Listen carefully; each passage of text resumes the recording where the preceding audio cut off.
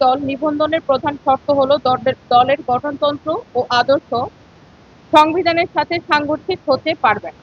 The representation of the people order RPO 1972 এর বিধান অনুযায়ী বাংলাদেশ জামাতে ইসলামীর আমির ডক্টর শফিকুর রহমান এবং দলটির শীর্ষ নেতৃবৃন্দ বিভিন্ন সময় যেমন আল জাজিরায় দেওয়া সাক্ষাৎকার ও দলীয় দলিলে উল্লেখ করেছেন যে কোনো নারী রাষ্ট্রপ্রধান, প্রধানমন্ত্রী, রাষ্ট্রপতি, প্রধান বিচারপতি বা কোনো সংস্থার প্রধান হতে পারবেন না।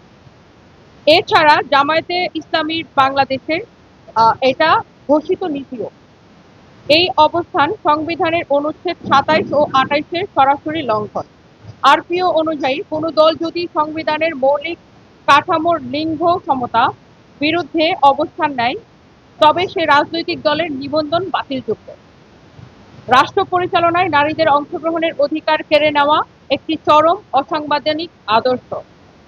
৪. সুনির্দিষ্ট অভিযোগ সম্প্রতি ডক্টর শফিকুর রহমান কর্তৃক নারীদের উদ্দেশ্যে প্রস্টিটিউট বা পতিতা শব্দ ব্যবহার এবং নারী নেতৃত্ব নিয়ে তাদের দলগত বিদ্বেষমূলক অবস্থান কেবল ব্যক্তিগত আক্রমণ নয়, বরং এটি বাংলাদেশের সমগ্র নারী সমাজের সাংবিধানিক অধিকার ও সম্ভ্রমের উপর সুপরিকল্পিত আঘাত।